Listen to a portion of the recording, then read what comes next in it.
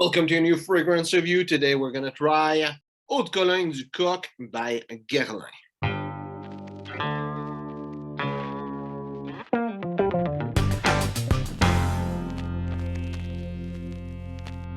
So we got this little bottle. It's Eau de Cologne du Coq by Guerlain. And it says here it was made by Aimé Guerlain in 1894. It's a really old fragrance. And there's something you need to know about this fragrance is that it's part of a line of fragrance within Guerlain, which is, I think it's called the Eau de Cologne du Parfumeur or something like that. And basically what is it? It's an Eau de Cologne and they just do their own take on that Eau de Cologne. So every perfumer in Guerlain made their own version of it. And this one is the one by Aimé Guerlain. Eventually, I'd like to have all of them. It's just that it's a bit expensive, so it will take a little bit of time, but eventually. So here's the bottle. Cap is made out of plastic.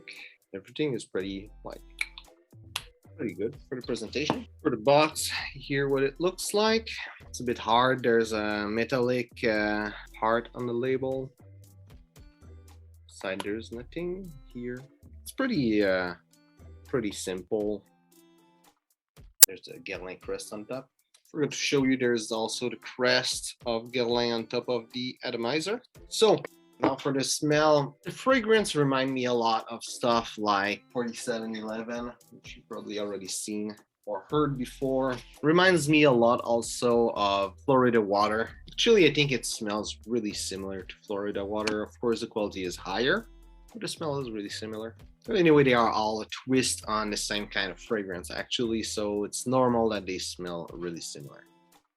So first thing I'm picking up, there's a lot of citrus. First, it's not really easy to smell which one I'm picking up. It's really well blended. Picking up some lemon and some orange. Picking up a little bit of bergamot also. Picking up a little bit of neroli.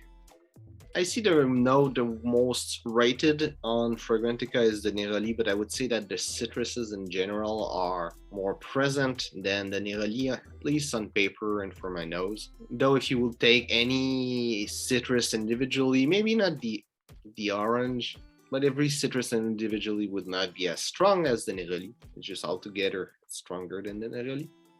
It's really hard to pick up anything else. The citrus are really powerful there. So it's pretty much all I'm picking up. On my skin, with the top note, I'm picking up a lot of lemon, and it's the most dominant note for me. And with sandpaper, it's lemon and orange, maybe the lemon a little bit more actually. Picking up also a lot of neroli, a lot of bergamot, a lot of lavender, a lot of citruses, a lot of oak moss, a lot of orange, a little bit of patchouli, and a little bit of sandalwood. In the heart notes, I'm picking up a lot of neroli and a lot of patchouli and a lot of sandalwood. And in the base note, I'm picking up a lot of sandalwood and a little bit of patchouli. So longevity seemed to be really like to vary a lot. As I was wearing it, sometime it wouldn't last more than 2 hours, but sometime it will last like 3 to 6 hours, but more low on that side toward the like 4-5 hours maybe max. It didn't last almost the same amount of time, and I would say that really because of the volatile nature of that fragrance, that it's the hotter it is, the more it will evaporate, and it's all stuff that will evaporate pretty fast. So the hotter days it will last long. Also a lot of factor, but I was really in between 1 or 2 hours and 3 to 6, so that's why I'm saying it's both of them. Projection though is really good, and about 6 feet people were able to smell it. Again, depend of the day, weather, how hot it was, but pretty much consistently a good 6 feet or like between arm range and 6 feet. People were able to smell it, but it was really powerful even for that type of fragrance. For the complete note breakdown, top notes are neroli, bergamot, citruses, lemon, orange, and the heart notes are lavender, jasmine, and patchouli. And the base notes are oak moss and sandalwood. Now, where I would see this fragrance, it's really big lack of longevity, and how intense it is. I would say I would see it more as a fragrance to wear maybe in the morning, or when you just got back to work and you want to have a little spray of something that smells good and that's a bit intense. Maybe like how I was wearing it was mostly in the morning. Those days, like in the weekend that I don't take my shower right away, I would spray it, smell like, have that little smell, and then a bit later take my shower. And this is how I was wearing it. It's like a longevity makes it really hard to be a fragrance to wear on every day, but I will still put it in those category where I do usually. I think as a business fragrance, especially if you dress sharp, could do a good job. Like if you're going on some kind of summer event that you need to, attend for business, like playing golf, for example, or something like that, could work well. It smells natural, really high class. It's a Guerlain and it smells like the quality you would expect from a Guerlain. As a dating fragrance, I don't think it will be really great.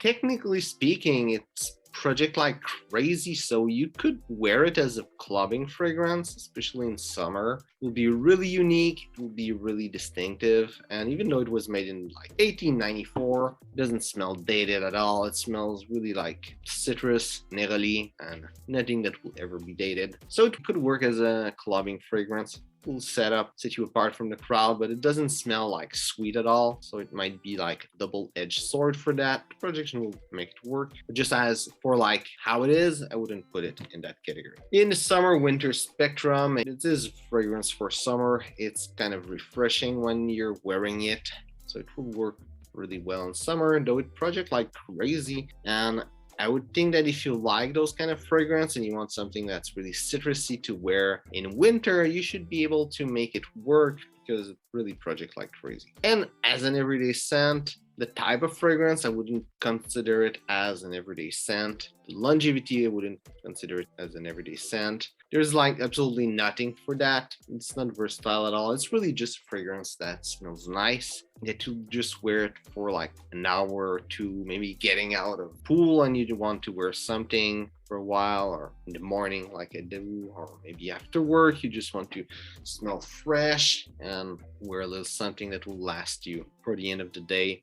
Where I would see it, and it's fragrance that you'll have to reapply too often to wear it as an everyday scent. Also, where I would really see that this fragrance shine is if you're a big fan of Guerlain. This fragrance and all those from that line will really help you to see the skill of every perfumer from Guerlain, because they are all the same kind of fragrance that just have a variation. They are all really different if you look at the note breakdown, but in the end, it's all a note Cologne that shows how they perfected the art of making fragrance. So this is really where I would see this fragrance shine the most. If you're a fan of Guerlain or a fan of Eau de Cologne and you just want fragrance like this to be able to smell it, wear it once in a while, and just enjoy the art of perfumery, this is where I would see this fragrance being used the most. But nonetheless, it's a great fragrance. So hope you enjoyed the video. If it's the case, well, like and share. If you try this fragrance, tell me